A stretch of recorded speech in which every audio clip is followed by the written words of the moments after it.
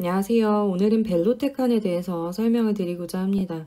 벨로테칸의 상품명은 캄토벨이 있습니다. 이 캄토벨은 한 바이알에 2mg이 포함이 되어 있고요.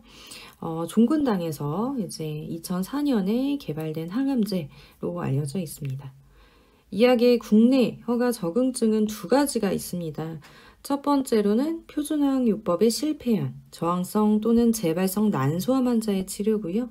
두 번째는 1차 항암학요법에 실패한 저항성 또는 재발성, 제한병기 및 진행병기 소세포 폐암 환자의 치료입니다. 이 허가 적응증과 같이 1차로 쓰는 항암제는 아니고요. 1차 이후에 우리가 쓸 수 있는 항암학요법의 일종이다 라고 보시면 될 것 같습니다. 벨로테칸은 단독으로 쓰기도 하고요. 혹은 다른 항암제, 시스플라틴이라던가 카보플라틴과 병용하는 병용요법도 제시가 되고 있습니다. 다음으로 용법 용량을 살펴보도록 하겠습니다. 식약처 허가에 따르면 3주 간격으로 5일간 하루에 한 번 0.5mg/m제곱 투여가 추천이 되고 있고요. 일반적으로 30분간 정맥 주사하게 됩니다. 물론 이런 용법 용량은 항암학 요법에 따라서 많이 달라질 수는 있습니다. 난소암에서 단독으로 쓰는 경우는 위와 동일하기는 하지만 난소암에서 카보플라틴과 병용하는 요법에서는 이 벨로테칸을 5일간 하루에 한 번 0.3mg/m제곱이 추천되고 있어서 용법 용량은 다양하구나 정도만 아시면 좋을 것 같습니다. 다음으로 식약처의 경고문을 살펴보도록 하겠습니다. 제가 보통은 FDA의 박스형 경고문을 설명드리곤 하는데요.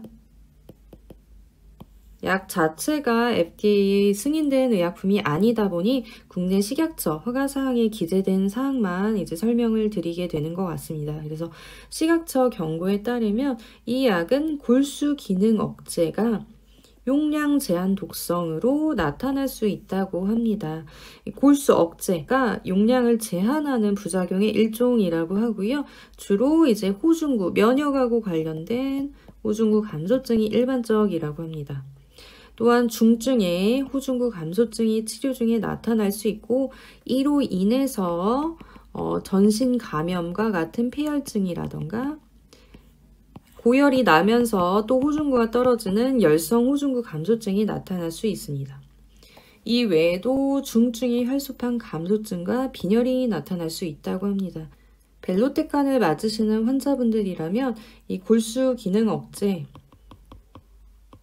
백혈구, 혈소판, 적혈구의 감소에 대해서 잘 알고 계실 것 같은데요.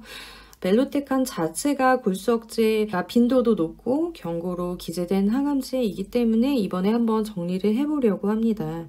그래서 백혈구 같은 경우는 이제 감염이나 외부 물질에 대항하여 신체를 보호하는 역할을 하는 세포인데요.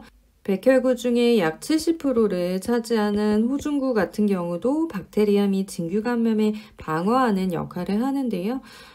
이 백혈구 감소, 또 호중구 감소증이 흔하다고 알려져 있고요. 두 번째 혈소판은 이제 지혈이나 혈액 응고에 관여하는 세포입니다. 그래서 혈소판이 감소하게 되면 지혈이 안 될 수도 있다, 쉽게 멍이 들 수도 있다라고 해석하시면 좋을 것 같고요.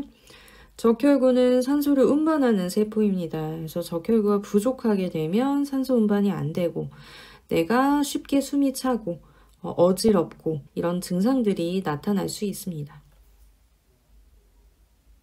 다섯 번째로 빈도가 높은 이상 반응을 살펴보도록 하겠습니다. 식약처 허가에 따르면 50% 이상 발생한 이상 반응으로 메스꺼움이 제시가 됩니다. 메스꺼움 76.8%, 속이 메스껍고 울렁거리고 토할 것 같은 느낌, 구토, 토를 하는 것 자체는 확률이 높지는 않습니다. 23.2%. 그렇지만 메스꺼운 건 76.8%입니다. 우리가 메스꺼움 구토는 빨리 나타난다고 한다면 항암을 하자마자 나타나기도 하고요. 오래가는 분들은 항암이 끝났는데 7일 혹은 열흘 넘게도 메스꺼울 수 있다고 해요. 그래서 메스꺼움 구토 시기에 대해서도 환자분들 꼭 잘 아셔야 되고요. 그 외에도 20% 이상 발생한 이상 반응으로는 첫 번째 호중구 감소증이 제시가 되고 있습니다.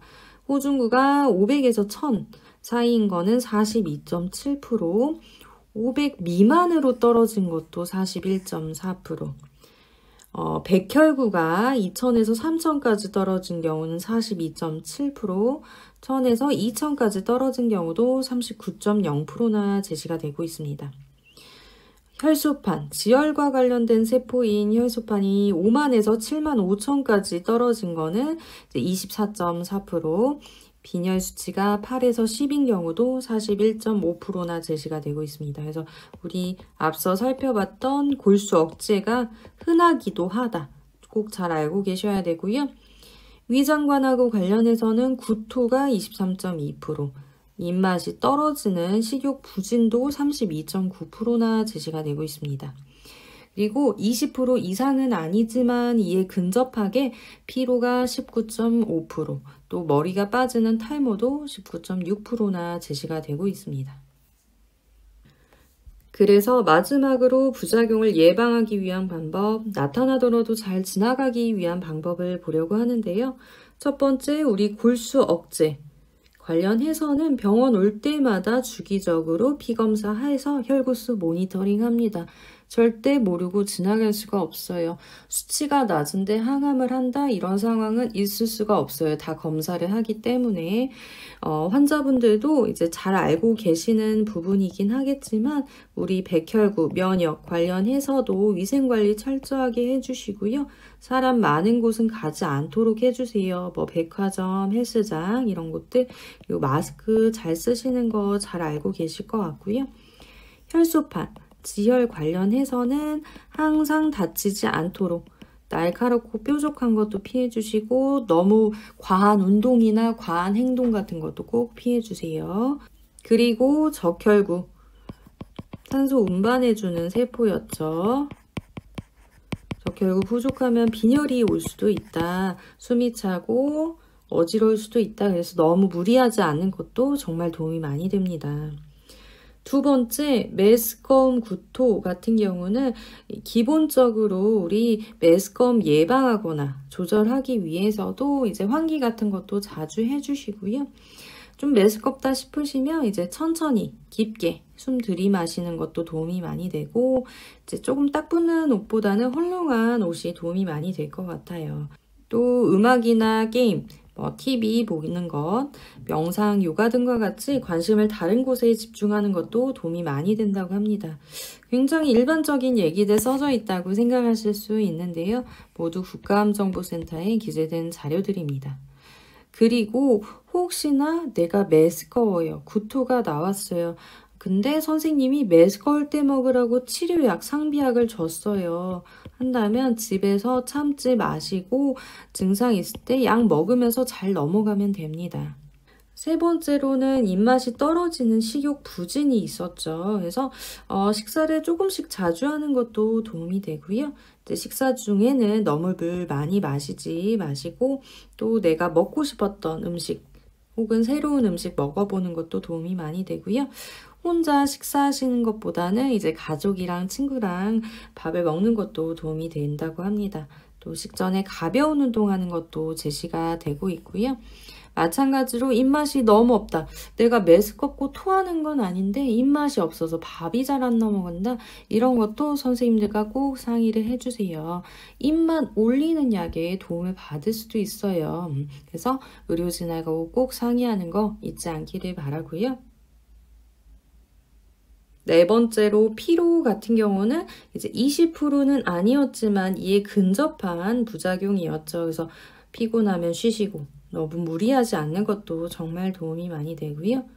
마지막으로 탈모도 거의 20%에 근접한 부작용이었어요. 근데 탈모, 머리가 빠지는 거는 사실 예방법이 없습니다. 예방약이나 예방해주는 방법 같은 거는 있지는 않고요.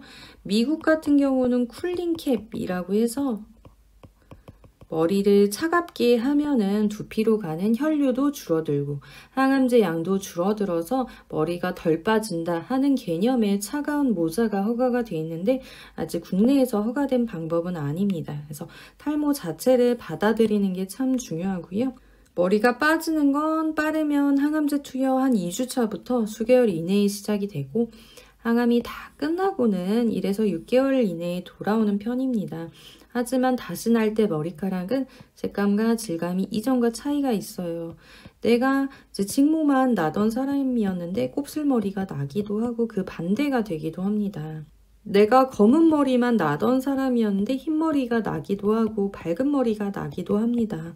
그 반대가 되기도 하고요. 그렇지만 머리카락은 대부분 잘 돌아온다라고 생각하시고 염려는 안 하셨으면 합니다. 마지막으로 벨로테칸을 맞으시는 환자분들이라면 이미 앞에서 여러 번 항암을 하셨던 분들일 거라 예상이 됩니다. 그래서 벨로테칸 하면서 또 다른 두려움, 또 이제 기대감 이런 것들이 있으실 텐데 환자분들 이번에는 특별한 부작용 없이 또 부작용이 있더라도 잘 넘어가시도록 저도 진심으로 바라겠습니다.